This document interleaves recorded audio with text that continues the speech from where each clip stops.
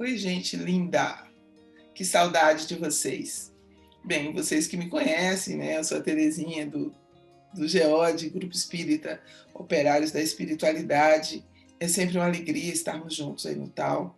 E hoje eu tenho um grande desafio que é gravar um vídeo para vocês.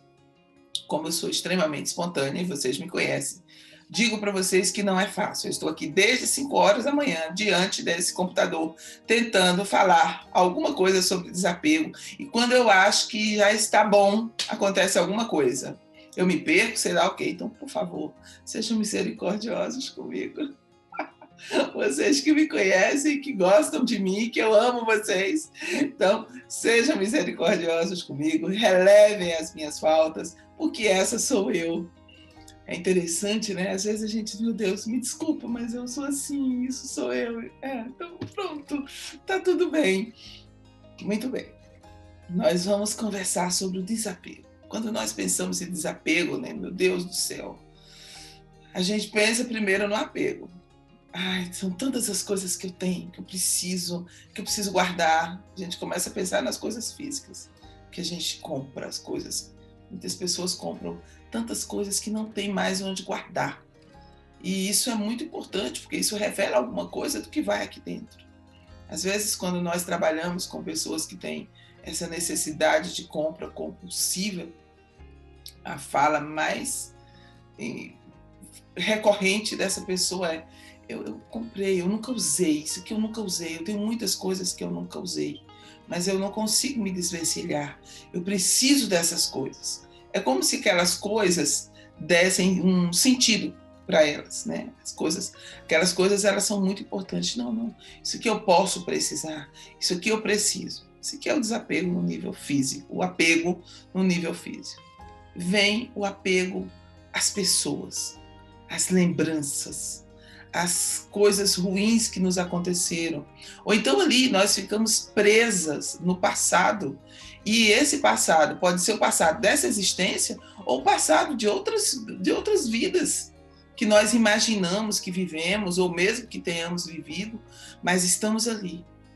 Então, o apego é sempre um processo é sempre uma prisão.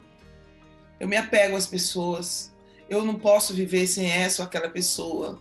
A pessoa quer ir embora da minha vida, é muito difícil deixar ir.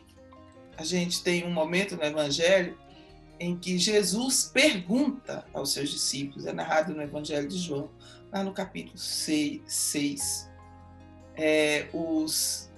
aquele grupo de discípulos que começa a ir embora, e Jesus está ali, de repente, só com os 12.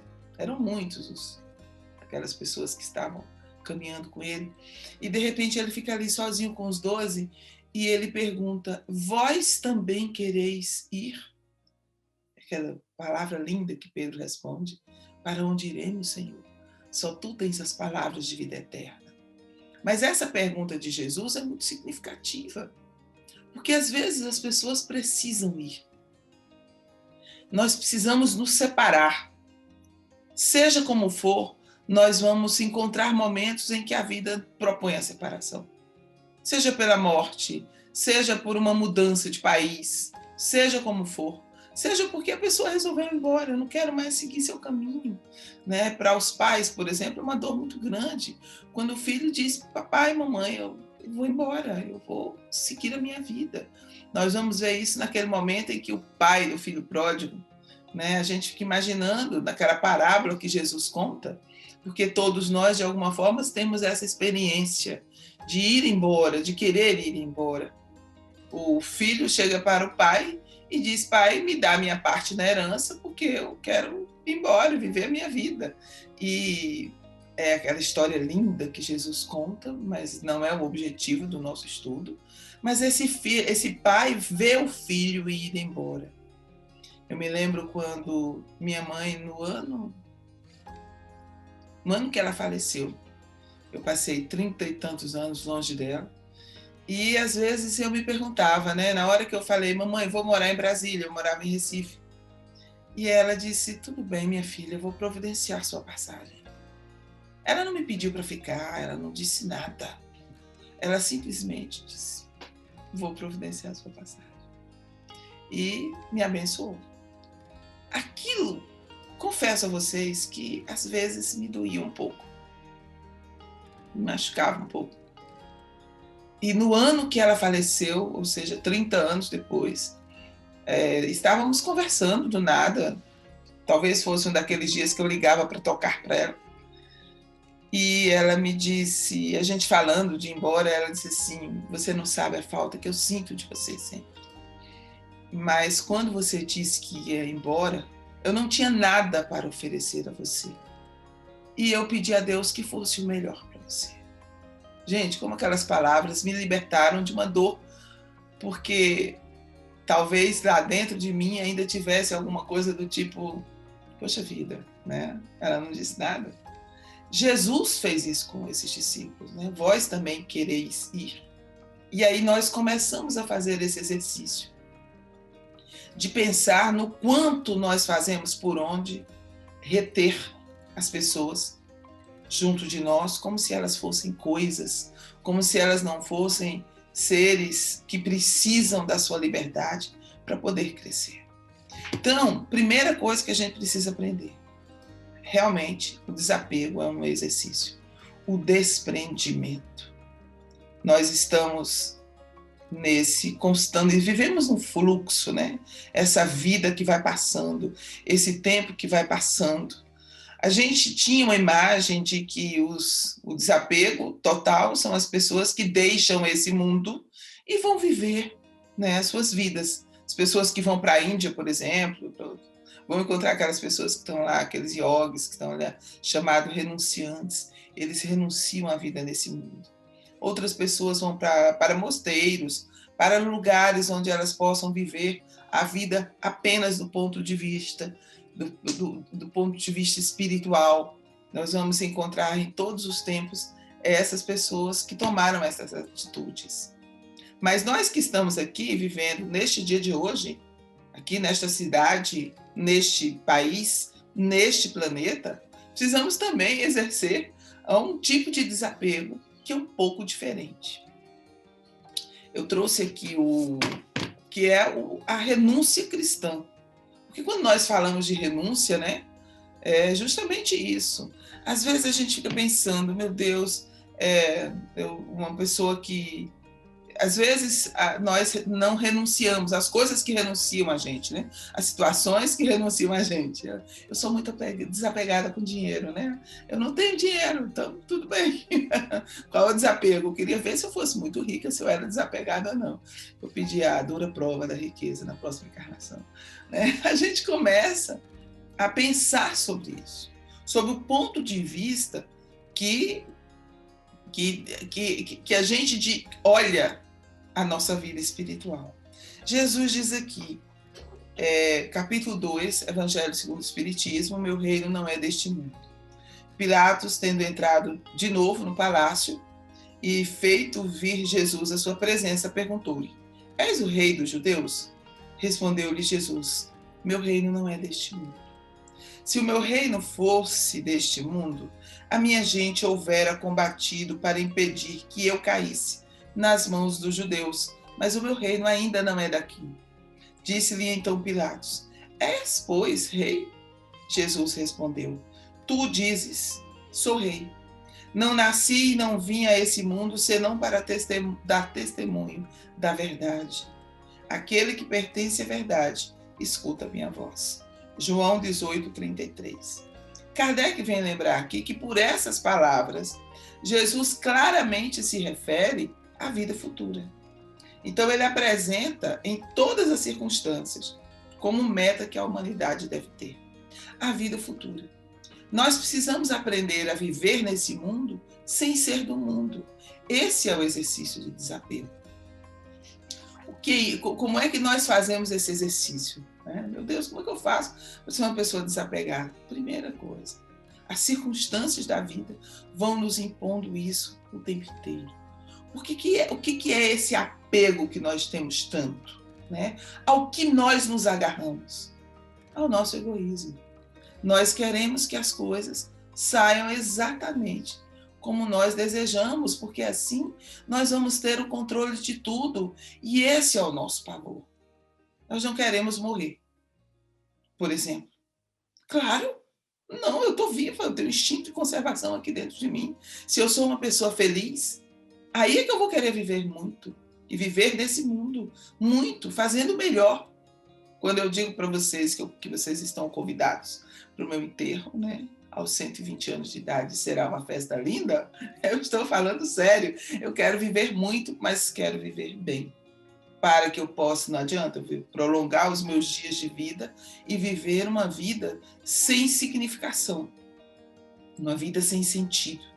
Onde é que está o sentido da vida?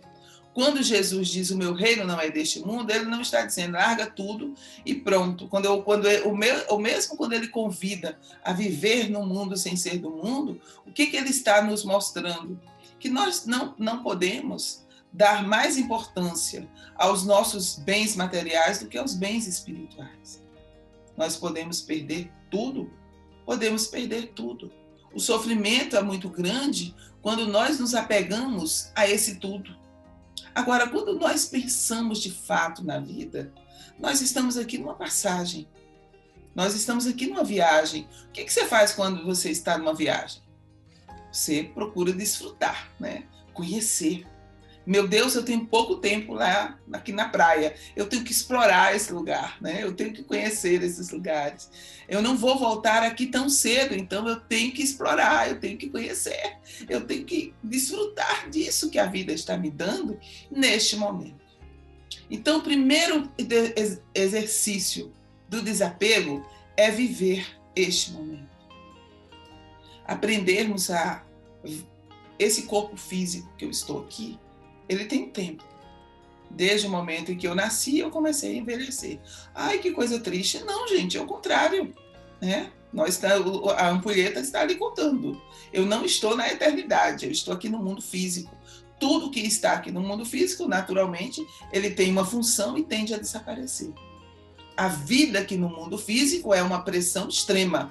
Estamos aqui extremamente pressionados. Né? Você pode ver como é que é o seu cérebro. Pensa em você quando você não está fazendo nada. Não estou fazendo nada.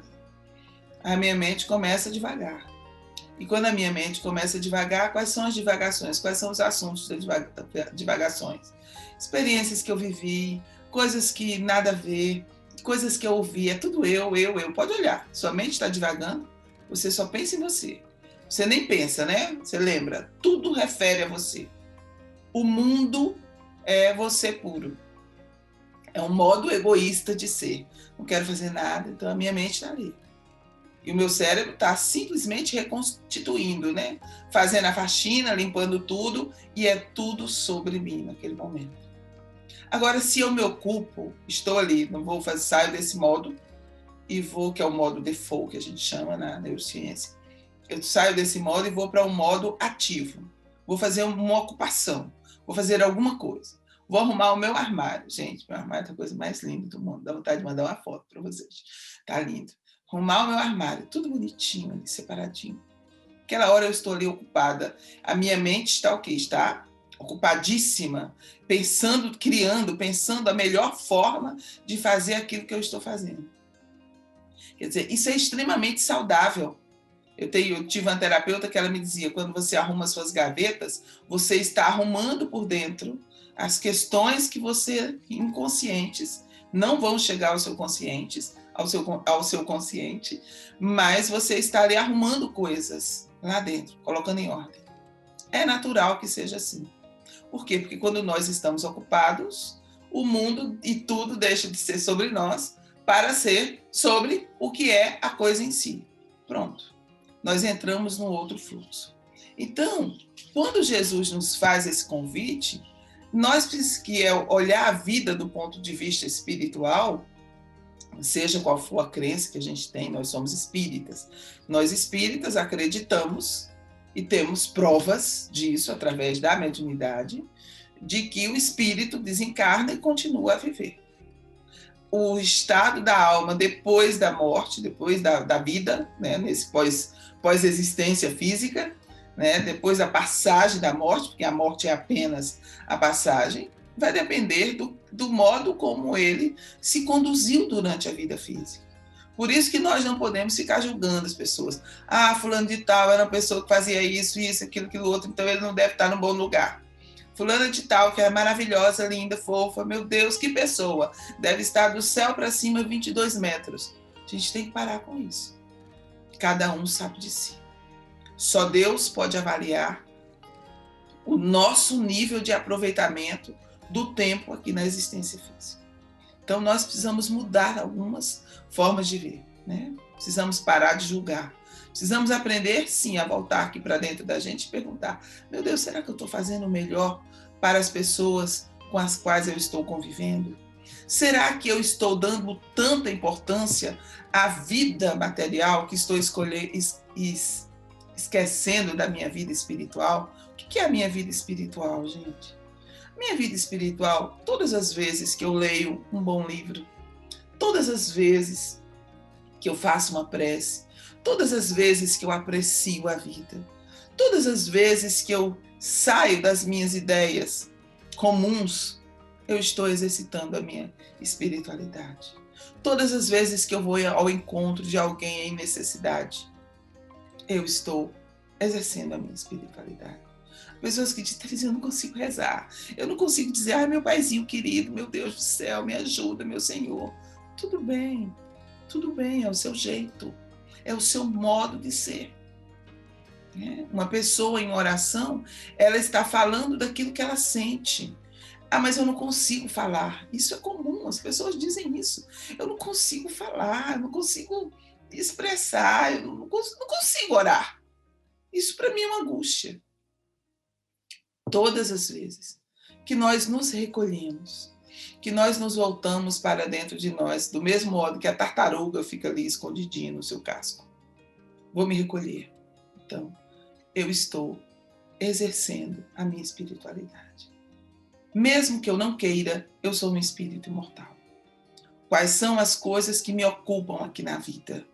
Tudo aquilo que me ocupa, todo o trabalho que eu faço, tudo aquilo que eu realizo, é um processo de autotransformação. Todas as vezes em que eu me entrego a algo, que eu deixo, que eu saio daquele aparentemente, né, não estou fazendo nada, mas eu estou sim, estou pensando em mim, minha mente está ali dentro comigo o tempo todo. Todas as vezes que eu saio de mim um pouco para fazer algo, produzir algo, criar algo, pensar em algo, né, para sair um pouco de mim, todas as vezes que eu faço isso, eu também estou exercendo a minha espiritualidade. Não há diferença, gente, entre a vida, não existe uma linha demarcatória entre a vida espiritual e a vida física. Não existe essa linha. A gente pensa assim: ah, quando eu morrer, não tem quando eu morrer. É agora, a gente só tem o agora. Morri agora, morri no agora, continua a ser aquilo que eu sou. Não deixo de ser aquilo que eu sou. Aquilo que eu sou, o que é aquilo que eu sou? O que é esse eu que eu falo tanto, né? Eu, me, né? O que é esse me, eu? Né? São as minhas experiências, as minhas lembranças, as minhas memórias, boas ou não. É toda a história que eu fui construindo na minha trajetória de espírito imortal. Isso constitui o eu, aquilo que eu chamo de eu. Isso é o que eu sou de verdade? Com certeza não. Isso aqui é o meu ego, são as minhas experiências. Aquilo que eu sou de verdade, eu ainda não tenho contato com isso. Eu tenho uma ideia. Porque sendo filho de Deus, sendo um espírito imortal, eu estou aqui criando as condições para que eu possa, mais tarde, construir a minha vida a partir do meu eu divino, a partir do meu eu superior. Por enquanto, eu estou vivendo essa experiência aqui na vida material. Vou desencarnar e vou me movimentar num outro nível de matéria, né? Matéria em outros estados vibratórios, e vou continuar, né? Uma Terezinha melhor, eu espero, é para isso que a gente trabalha, né? Para ser melhor a cada dia. Mas estamos nesse fluxo da vida material, até alcançarmos essa pureza de espírito, essa pureza de coração. Bem-aventurados os puros de coração, porque verão a Deus. Então, pode demorar um pouquinho, não sei, né? Vai demorar um pouquinho, assim, mas tudo bem. Não importa, porque nós não temos a experiência do futuro, temos a experiência desse momento. Isso é um exercício de desapego. Então, quando eu escuto as palavras de Jesus, bem-aventurados os puros de coração, bem-aventurados os aflitos, porque serão consolados, bem-aventurados os mansos. Esse estado de bem-aventurança, esse estado de alma que consegue se desprender das querelas do mundo, mesmo vivendo aqui no mundo, esse estado de felicidade segundo Cristo, porque, gente, vamos entender que é a felicidade segundo Cristo. Algo que está escrito aqui no Evangelho segundo o Espiritismo. A felicidade não é deste mundo, é o título. Pronto.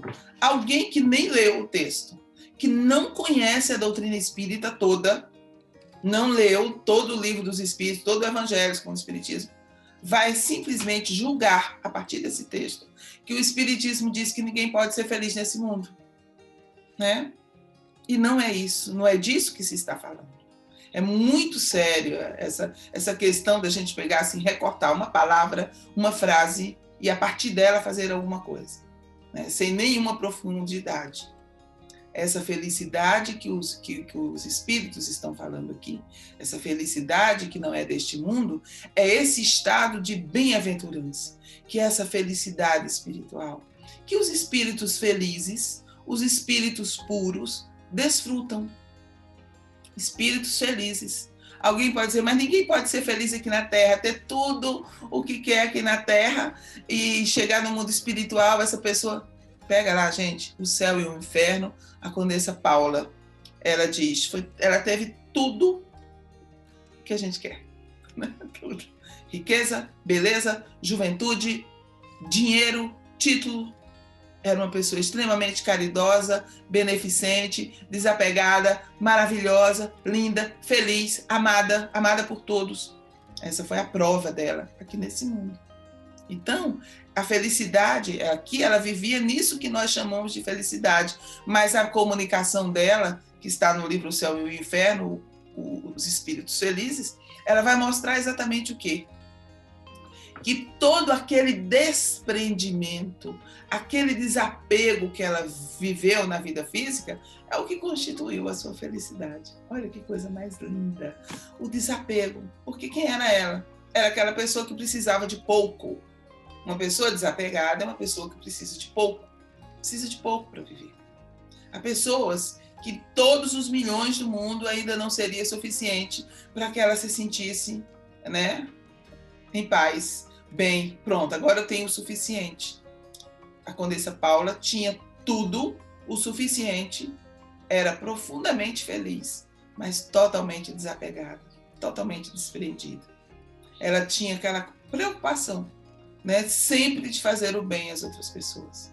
Então é uma pessoa que é como um rio, um manancial, né, que dela se alimentam todos, as aves do céu, os animais do campo, as plantas são irrigadas com aquela água, as pessoas vêm e utilizam aquela água, né? Olha que coisa mais linda, é um manancial, abastece o mundo, é aquela pessoa que está aqui no mundo sem ser do mundo. Essa é a renúncia cristã, né? Emmanuel ele tem uma frase interessante, porque o que é a renúncia cristã? Essa renúncia que nós falamos tanto dela, é exatamente esse sentimento de podermos fazer o melhor para todos que estão ali perto de nós.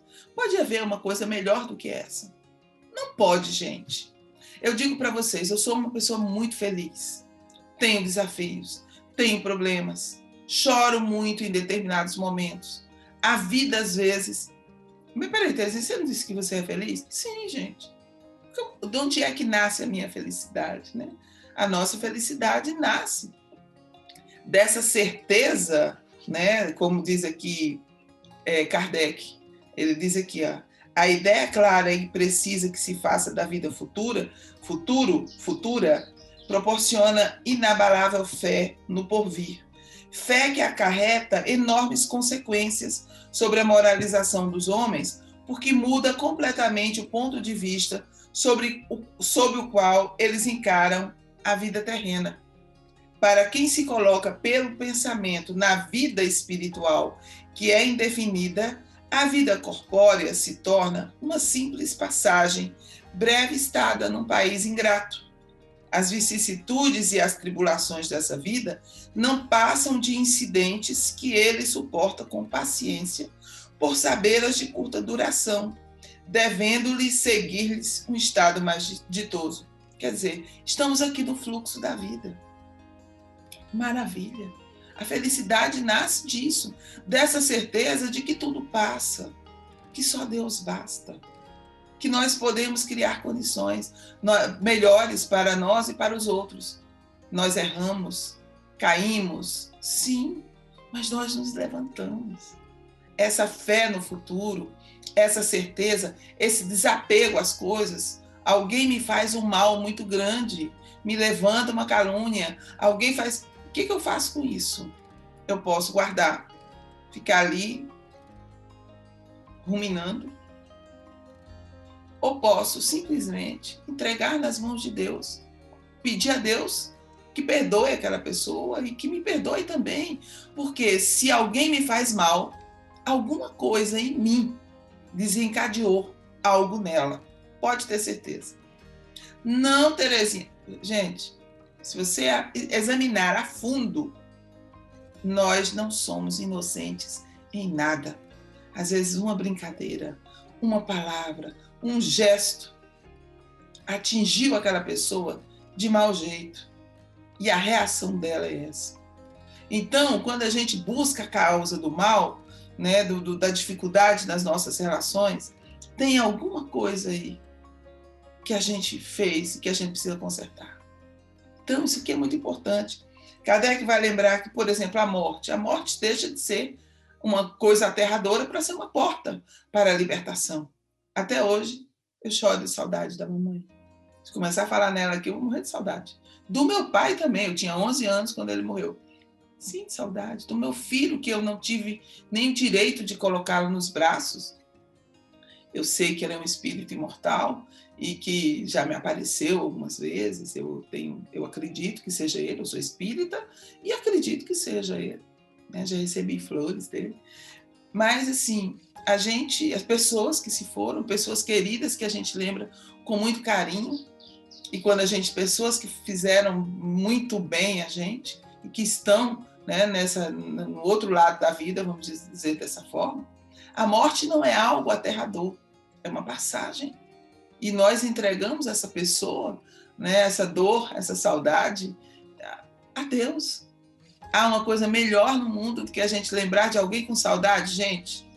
Às vezes as pessoas dizem, vou matar a saudade. Pelo amor de Deus, não mata a saudade. Saudade a gente alivia com alguma coisa, mas não pode matá-la. Porque a saudade você só sente daquilo que é bom. Saudade não é apego. Não é apego. Uma boa lembrança não é apego. Apego é tudo aquilo que faz com que a gente resista, que a gente segure, que a gente não deixe ir. Isso é apego. Não, às vezes uma pessoa morre na família e pronto, a gente nunca mais se recupera. A gente não consegue sair do luto. Passa uma vida inteira naquele sofrimento intenso, né? Porque aconteceu isso. Isso acontece com muitas pessoas e vira uma doença, né? O que a gente chama de luto patológico, por exemplo. Meu Deus, é muito triste porque eu não conseguia viver sem aquela pessoa. Não consigo. Agora adoeço, caio numa depressão profunda porque perdi meu pai, porque perdi meu filho, porque perdi, né, as pessoas. Isso é muito forte. Então, a gente precisa também fazer esse exercício de deixar ir. Aquela pessoa precisou ir. Deus tem outros planos para ela. E, às vezes, esses outros planos está inclusa a minha ausência, né? Então, eu preciso me conformar, me desapegar.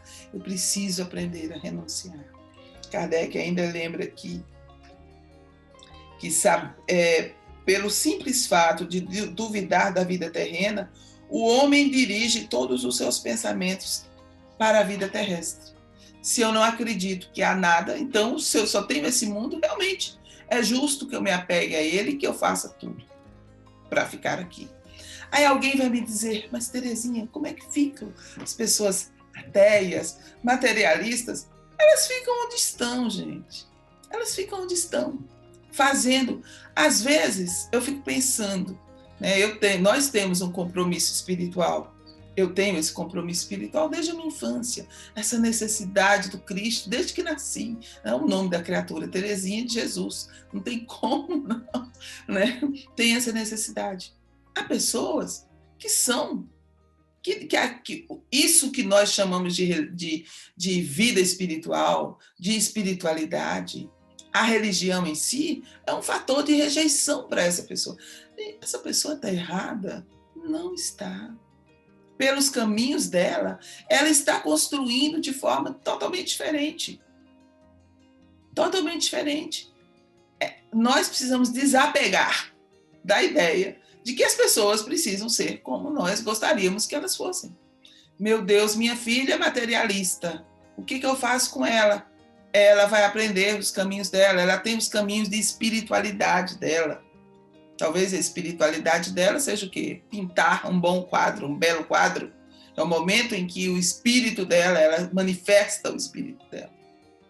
Às vezes, uma pessoa, hoje, né, nós não precisamos mais disso, mas antigamente a mente cética, totalmente cética, essa mente que se considerava científica e justamente por ser cética, não acreditar em nada, desconfiar de tudo, ela vai se aproximar, né, do mistério, do mundo, das descobertas do mundo, desenvolvendo a ciência. E tudo bem. Há lugares para todos. Como diz Roberto Carlos, numa música que eu amo, ele diz assim, é que flores diferentes vivem juntas. Há uma diversidade de pensamentos, de sentimentos, de modos de ser. Então, gente, nós precisamos realmente entender que isso também é desapego. Às vezes, a gente diz aqui, Kardec até ele coloca uma questão aqui importante, né? E se todo mundo pensasse, desse mais importância à vida espiritual do que à vida material, se a gente se ligasse muito na vida futura, de repente, né, tudo que na Terra ia de água por baixo, né? Não, a pessoa só pensa no mundo espiritual, então ela não faz nada. Isso é um caso a pensar, né? Muito importante. Porque assim, não, gente, para que eu vou, se eu vou morrer mesmo amanhã, para que eu vou me preocupar com essa vida? Para que eu vou me preocupar em me vestir bem, em trabalhar? Basta eu comer, ter aquilo necessário para viver. Imagina se todo mundo do mundo resolvesse somente, não precisa estudar, não precisa desenvolver ciência, não precisa se alimentar, basta, planta aqui a sua rocinha, come aquilo que você plantou e acabou. Né? Há pessoas que vivem muito bem assim. Há pessoas que estão jovens que estão fazendo esse movimento. Estou deixando a cidade, estou indo lá para o sítio, vou viver aquela vida inteiramente desapegada. Ótimo, são escolhas. Ao mesmo tempo, existem outras pessoas que sentem uma necessidade imensa de fazer cada vez mais, de empreender, de trabalhar, de pesquisar, de estudar. Elas nascem assim. Também elas são estimuladas a fazer isso. Então, é assim que acontece o progresso. Nós escolhemos os nossos caminhos, os nossos melhores caminhos. Por isso que eu não posso, em hipótese alguma, dizer para minha filha, para o meu filho, para o meu marido, para os meus amigos, isso é melhor para você. Não posso, né? Agora, eu posso, sim, viver de tal modo que aquilo que é melhor para mim possa também ser bom para as pessoas que convivem comigo, para que eu possa me libertar do meu egoísmo. Então ele diz aqui, o Kardec diz uma coisa muito importante, o homem instintivamente procura o seu bem-estar. Embora ele tenha a consciência que ele vai ficar o menor tempo possível naquele lugar, ele vai procurar estar o mais confortável possível. Quem fala isso é Allan Kardec, tá, gente? Ele diz aqui, ninguém há que, dando com o espinho debaixo da mão, não a retire para se picar. Para não se picar, né? Estou aqui com o espinho. Eu vou retirar o espinho. De onde é que nasce o progresso? Da necessidade. A necessidade. Meu Deus, o que seria de nós no dia de hoje sem essa tecnologia que nos permite estar juntos? Né? Meu Deus, o que seria? Aliás, como foi? na epidemia, na pandemia da gripe espanhola, né? Em outras tantas. Hoje nós estamos tendo essa misericórdia divina, ter que a ciência, investimento em pesquisa, chegar a uma vacina rapidinho que vai nos aliviar bastante. É o desejo do melhor, é o desejo de bem-estar. Estamos aqui para aprender a viver. A vida material ela é importantíssima. Cada segundo aqui tem o seu valor, porque nós estamos aqui numa prensa, né? Estamos aqui nessa prensa retirando o que há de melhor de nós. Às vezes, alguém pode dizer, mas Terezinha, nem sempre, né? Há pessoas que tiram o pior de si, então é porque é o que ela tem. A gente dá aquilo que ela tem. Então, Kardec diz assim, o desejo de bem-estar força o homem a tudo melhorar, impelido que é pelo instinto do progresso e da conservação que está nas leis da natureza. Ele, pois, trabalha por necessidade, por gosto e por dever, obedecendo desse modo aos desígnios da providência, que para tal fim o pôs na terra. Simplesmente, aquele que se preocupa com o futuro não liga ao presente mais do que relativa importância e facilmente se consola dos seus insucessos, pensando no destino que o aguarda. Às vezes as pessoas, mas nada dá certo para mim. Gente, isso é uma ilusão que a gente precisa retirar. É claro que dá certo.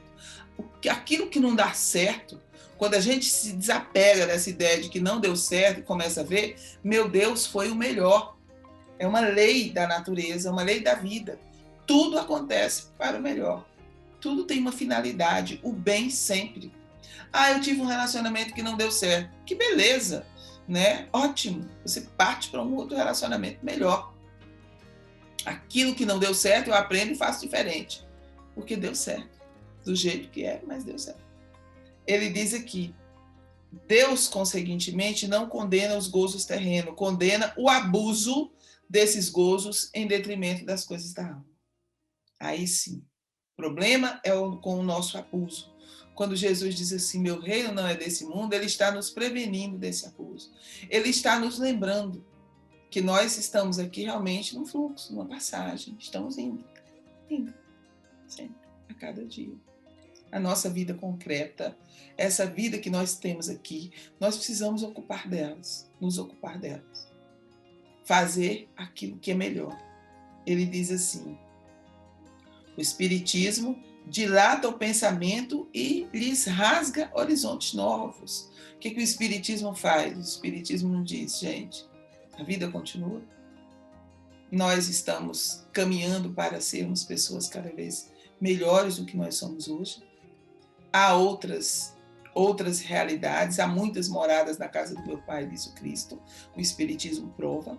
Essas diferentes moradas são os diferentes estados da alma depois da morte. Também pode ser outros mundos, também existe vida em outros mundos. E também o nosso estado emocional, o nosso estado mental, o modo como vivemos aqui na Terra. Como é que Chico Xavier vivia aqui na Terra? Ele vivia no mundo sem ser no mundo. Não sou o Chico Xavier. Ótimo, você não é o Chico Xavier. E você é você, e eu sou eu, né? Aprendo com o Chico, aplico à minha vida aquilo que eu posso, mas as características minhas são minhas, foram desenvolvidas ao longo dos milênios e continuarei a me desenvolver. Qual é o plano divino para mim? Né? Deus sabe. Jesus, com o Evangelho, como diz no livro Obreiros da Vida Eterna, né? Jesus é o supremo orientador da Terra. Ele tem as diretrizes individuais para cada um de nós. Ele tem as diretrizes individuais, preste atenção. Não é o projeto de Jesus. Terezinha, você vai ser isso, né? Lemuel vai ser isso, Adriana vai ser isso. Não, ele não é isso. Ele tem as diretrizes. Olha, eu sou o caminho, a verdade e a vida. Não. E você constrói a sua vida com isso que eu estou te oferecendo. Conhecereis a verdade, e a verdade vos libertará. Né? Como é que você se sente melhor? Aí vem aqui o professor do jardim de infância. Olha que bonitinho, você fez aqui, tá vendo que você consegue? Agora vamos dar isso para professora, eu não consigo, eu não vou dar conta. Olha como você vai dar conta. Você deu conta disso aqui, agora você vai dar. Pulamos de fase. Olha que legal, estamos descobrindo. esse é o ponto que nós estamos nos encontrando. Estamos descobrindo a vida. Muito bem, gente bonita. Se vocês estivessem na minha casa nesse momento, vocês sentiriam o cheirinho do café que meu esposo amado está preparando. Então, sintam-se abraçados, todos vocês. Muito obrigada pela atenção, pelo carinho. Que Jesus nos abençoe. Sempre vamos estar juntos, sempre. E que esse estar juntos seja sempre refletindo sobre o bem, sobre o melhor, sobre a presença divina. Que Jesus nos abençoe, nos dê muita paz, muita alegria de viver, muita esperança. E que diante da dor, nós tenhamos aquela palavra, sempre, de esperança, de fé, de caridade. Tenhamos a certeza de que os espíritos consoladores vão a toda parte espalhar a fé, a esperança, a paciência. Tenhamos a certeza de que ao lado de cada lágrima há um bálsamo. Está dito aqui no Evangelho segundo o Espiritismo. A nossa alegria é aquela alegria que o mundo não dá, mas também não tira. É a alegria da certeza de que estamos caminhando com Jesus. Que os nossos entes amados, ontem voltou para o mundo espiritual uma pessoa muito querida minha. Meu Deus, como ela era querida. Então, continua a ser querida. É assim que a gente faz. O coração dói, a lágrima cai, mas a gente já sente o bálsamo secando as nossas lágrimas, como diz o Cristo Consolador aqui no capítulo 6, em o Evangelho segundo o Espiritismo. Até vou ler o trechinho de vocês. Mas, gente, acredite se puder abrir aqui na página. Ele diz aqui: venho instruir e consolar os pobres deserdados. Venho dizer que elevem a sua resignação ao nível de suas provas, que chorem porquanto a dor foi sagrada no jardim das oliveiras, mas que esperem, pois também a eles os anjos consoladores virão enxugar as lágrimas. É isso aí. Que Jesus nos abençoe. Um abraço. Muita paz para todos.